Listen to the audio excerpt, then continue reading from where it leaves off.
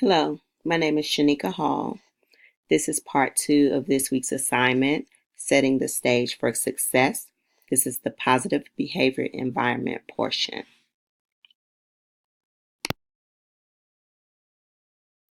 Creating a positive behavior environment begins even before the first day of school. In planning for the upcoming school year, taking time to examine how the classroom will be configured, determining what the classroom management plan will be, and outlining lessons are all prerequisites before welcoming your first student.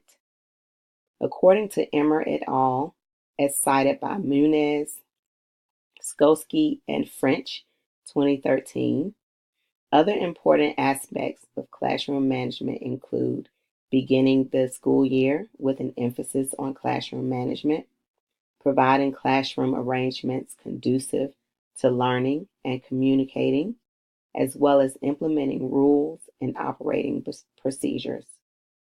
My rules and routines that maximize success are simple and are built around respect.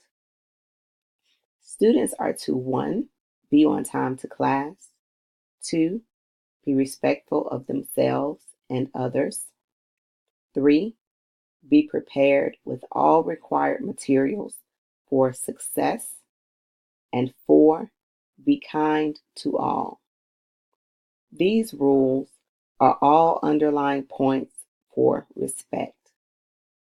In respecting others and being kind, they will value one another's differences and learn that uniqueness is a quality, and we all can learn something new from each other.